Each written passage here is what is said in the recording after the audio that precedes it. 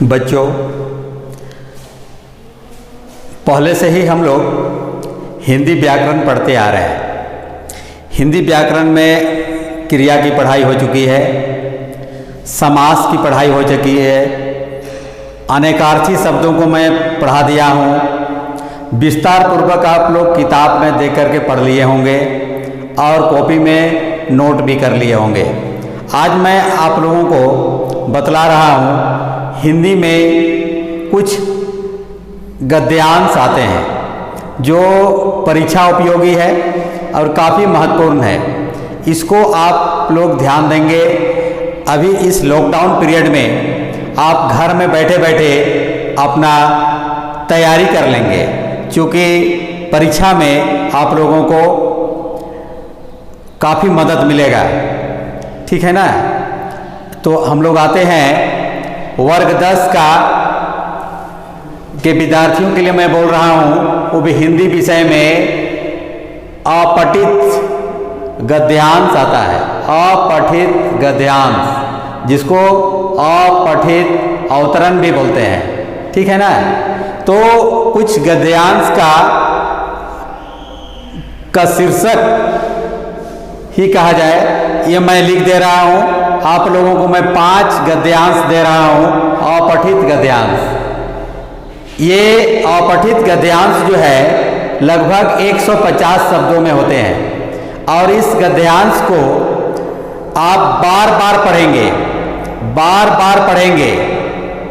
अगर ये गद्यांश किसी भी पुस्तक से आप खोज करके पढ़ सकते हैं। जैसे मैं लिख दिया हूँ, आत्मनिर्भरता का अर्थ है ... वह जीवन के हर क्षेत्र में निरंतर कामयाब होता जाता है। ये एक अपठित गद्यांश है, यानी अपठित अवतरण है। ये अवतरण या गद्यांश लगभग 150 शब्दों में लिखे हुए होते हैं और इस गद्यांश के नीचे छोटे छोटे 4-5 प्रश्न होते हैं। उस प्रश्न का उत्तर आपको इस गद्यांश को पढ़ करके आपको देना है। ठीक है ना। तो इसी प्रकार मैं 5 गद्यांश आप लोगों को लिख दिया हूँ और इस 5 गद्यांश को आप बार बार पढ़ेंगे। 1 बार, 2 बार, 3 बार, 4 बार आप पढ़ें और उस गद्यांश से नीचे जो प्रश्न लिखा हुआ रहता है उस प्रश्न का उत्तर आप लिख लेंगे और याद भी कर लेंगे, ताकि परीक्षा में आपको काफ़ी मदद मिलेगा। इस तरह का गद्यांश अगर आपको परीक्षा में प्रश्न पूछे जाएंगे तो आपको उत्तर देने में काफ़ी सहूलियत होगी। ठीक है ना। उसी प्रकार दूसरा गद्यांश है, मनुष्य की पूरी जाति ... इसे कानून का और राज्य का कोई संबंध नहीं। मैं ये दूसरा गद्यांश यहाँ लिख दिया हूँ। इसको भी आप लोग बार बार पढ़ेंगे, चाहे तो आप कॉपी में नोट करके पढ़ेंगे या जैसे भी हो इसको पढ़ना है। और इसके नीचे, इस गद्यांश के नीचे जो प्रश्न दिया हुआ रहेगा उन प्रश्नों का उत्तर आपको लिख लेना है और याद भी कर लेना है। इसी प्रकार मैं तीसरा गद्यांश आप लोग को लिख दिया हूँ। एक आदमी को व्यर्थ बकबक करने की आदत है ... जो किसी समय बेचारे दुर्योधन के मुंह से निकली थी। ठीक है ना। इस गद्यांश में भी आपको 4-5 प्रश्न दिए हुए रहेंगे। उस प्रश्नों का उत्तर गद्यांश को पढ़ करके आपको लिख लेना है। उसी प्रकार चौथा गद्यांश है यहाँ पर, साहस की जिंदगी सबसे बड़ी जिंदगी होती है ... वह सुखी नहीं हो सकता।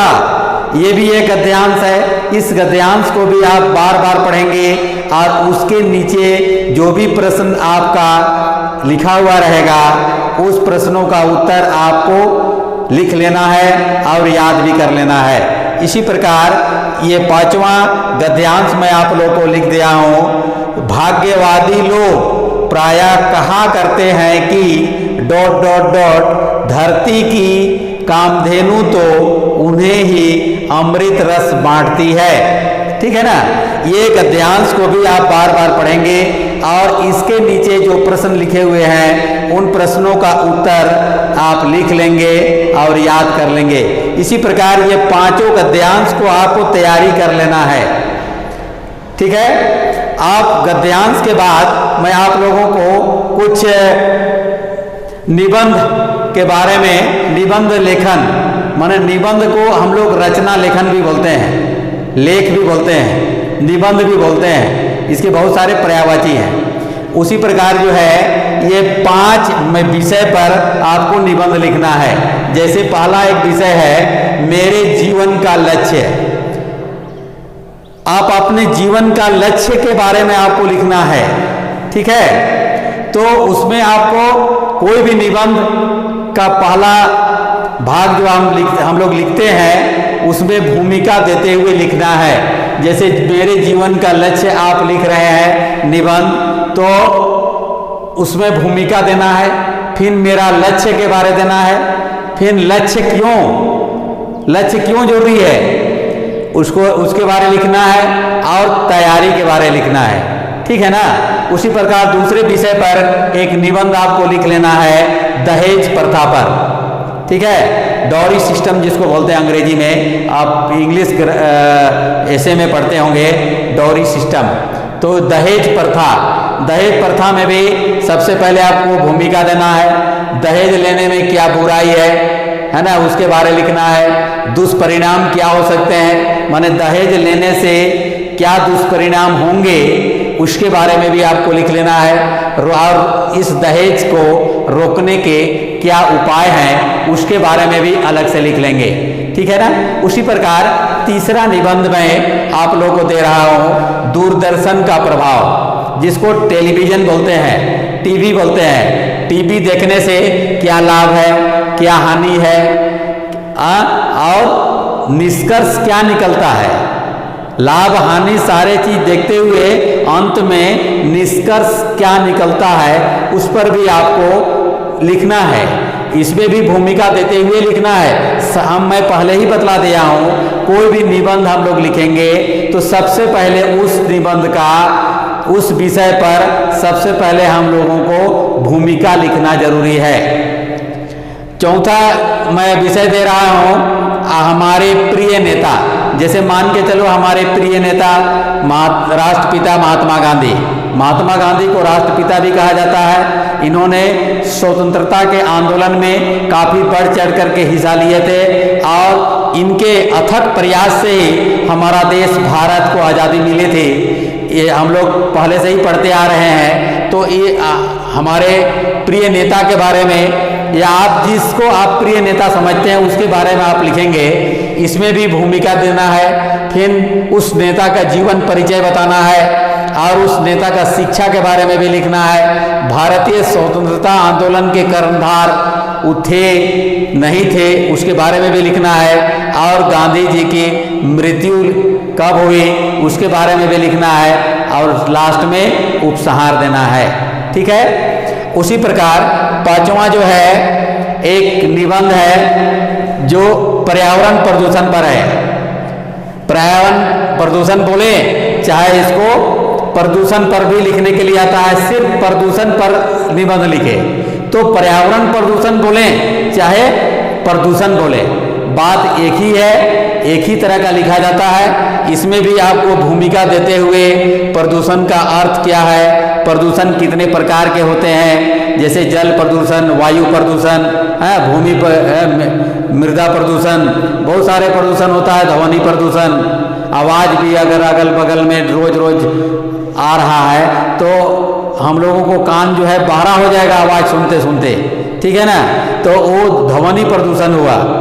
तो उसी प्रकार जो है प्रदूषण के प्रकार लिखते हुए, अब प्रदूषण होने के क्या कारण है इसको लिखते हुए आपको इन निबंधों को तैयारी कर लेना है। ये पांचों निबंध को आप भली भांति तैयार कर लेंगे। और यहाँ पर मैं अपठित गद्यांश जो मैं बताया ये 5 मैं दे रहा हूँ, इन पांचों को आप बार बार पढ़ेंगे और इसके सवाल जवाब को आप याद भी कर लेंगे और नोट्स कॉपी में आप उतार लेंगे, ठीक है ना। धन्यवाद। इसके बाद आप लोगों को मैं औपचारिक पत्र कुछ लिखने के लिए दे रहा हूं और कुछ अनौपचारिक पत्र भी लिखने के लिए दे रहा हूं। उसको भी आप लिख करके अभ्यास कर लेंगे और उसका भी तैयारी आप कर लेंगे। हम लोग पहले के वीडियो में पत्र लेखन से संबंधित हम लोग पढ़ चुके हैं। पत्र दो प्रकार के होते हैं, एक अनौपचारिक पत्र, दूसरा औपचारिक पत्र। मतलब पत्रों के प्रकार के बारे में हम लोग पढ़ चुके हैं। आज मैं आप लोगों को घर में बैठे बैठे कुछ पत्र लिखने के लिए कुछ मैं आप लोगों को सवाल दे रहा हूं, उस सवाल का जवाब आप लोग लिख लेंगे। तो अनौपचारिक पत्र में आपको लिखना है अपने मित्र को। पहला मैं 3 अनौपचारिक पत्र लिखने के लिए दे रहा हूं, तीनों को आपको कंप्लीट कर लेना है, ठीक है। पहला में क्या है, अपने मित्र को पत्र लिखना है। विषय क्या है, वाद विवाद प्रतियोगिता में प्रथम आने पर बधाई पत्र लिखें। बधाई पत्र, प्रार्थना पत्र, शिकायती पत्र, आवेदन पत्र, ये जितने भी तरह का ये पत्र लिखे जाते हैं वो अनौपचारिक पत्र कहलाते हैं। अनौपचारिक पत्र में क्या है, अपने मित्र को लिखते हैं, अपने माता पिता को लिखते हैं, अपने भाई बहन को लिखते हैं, तो अनौपचारिक पत्र हुआ। तो अपने मित्र को लिखना है। दूसरा नंबर में मैं आप लोगों को सवाल दे रहा हूं, माता जी को पत्र लिखना है अपनी पढ़ाई के विषय में। विषय क्या है, अपनी पढ़ाई के विषय में जानकारी देते हुए माता जी को पत्र लिखना है, ठीक है। बहुत आराम से लिख सकते हैं। आप विद्यार्थी हैं, बाहर में आपको मान लो तुम बाहर कहीं स्कूल में पढ़ रहे हो और छात्रावास में रहते हो, तो माताजी काफ़ी चिंतित रहती है कि बेटा हमारा पढ़ाई लिखाई कर रहा है कि नहीं। तो इसको जानकारी देते हुए, अपने पढ़ाई लिखाई से संबंधित जानकारी देते हुए अपने माताजी को पत्र लिखना है। तीसरा नंबर है, मैं जो सवाल में लिख रहा हूँ इसमें भी आपको मित्र को ही लिखना है। किस विषय पर लिखना है, ग्रीष्म अवकाश, गर्मी छुट्टी।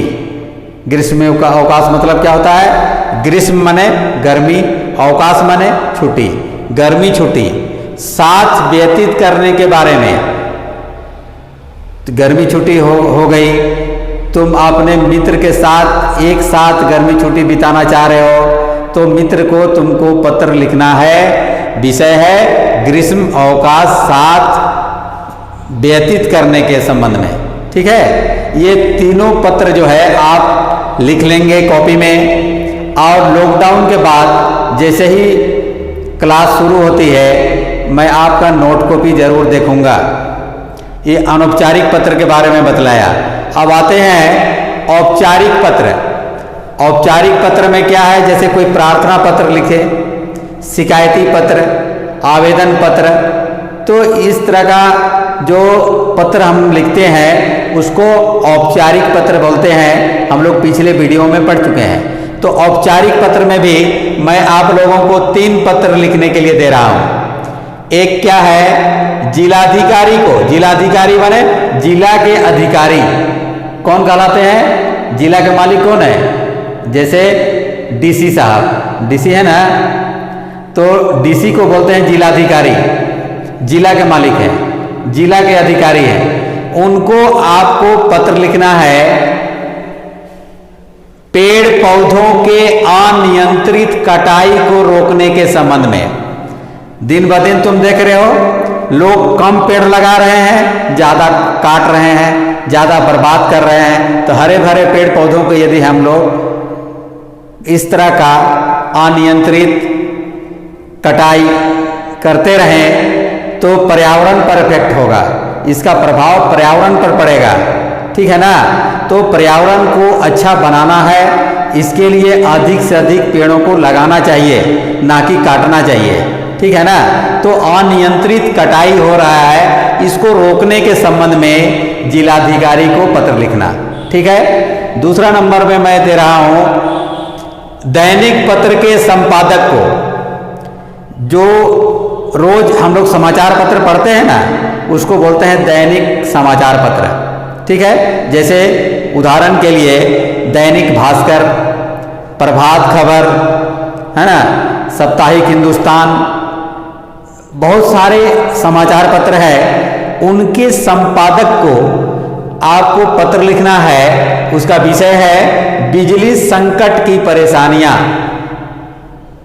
तुम जिस क्षेत्र में रहते हो उस क्षेत्र में हो सके आए दिन जो है बिजली हमेशा गुम रहती है। तो इस संकट को देखते हुए आपको संपादक के नाम आपको पत्र लिखना है।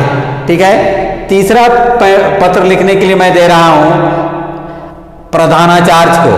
प्रधानाचार्य किसको बोलते हैं? जो प्रधान आचार्य हैं, जो हेड, स्कूल के जो हेड हैं उसको प्रधानाचार्य बोलते हैं। विद्यालय के जो मुख्य अध्यापक को हम लोग प्रधान अध्यापक बोलते हैं। तो प्रधान अध्यापक को पत्र लिखना है, आवेदन पत्र लिखना है। ठीक है। ये पत्र का प्रकार में आवेदन पत्र होगा।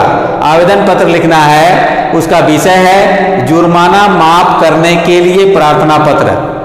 ठीक है।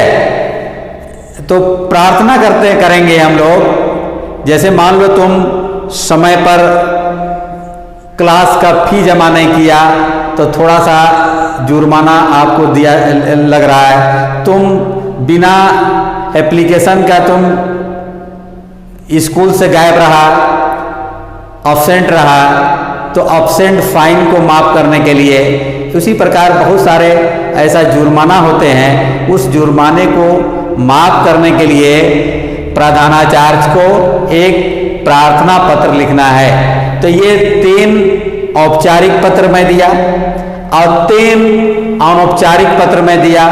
इन पत्रों को आप अच्छी तरह से अपनी कॉपी में लिखने का अभ्यास निश्चित रूप से करेंगे, क्योंकि परीक्षाओं में पत्र लेखन का बहुत बड़ा महत्व है। पत्र लेखन के लिए भी 8 से 10 नंबर का सवाल पूछे जाते हैं। निबंध में भी सवाल पूछे जाते हैं, उसमें भी अच्छा मार्क्स ला सकते हो।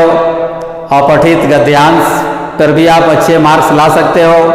व्याकरण में भी आपको ध्यान देना है। व्याकरण में जितना बताया, क्रिया के भेदों को सुधारण समझना है। इन सारी चीज़ों को मैं बतला चुका हूँ। समास के बारे में बतला चुका हूँ। अभिभाव समास, तत्पुरुष समास, समास के 6 भेदों को तुम लोग पढ़ जाओ। ठीक है। आज के वीडियो के लिए इतना ही रहेगा। नेक्स्ट वीडियो में दूसरी चीज़ मैं बतलाऊंगा। धन्यवाद।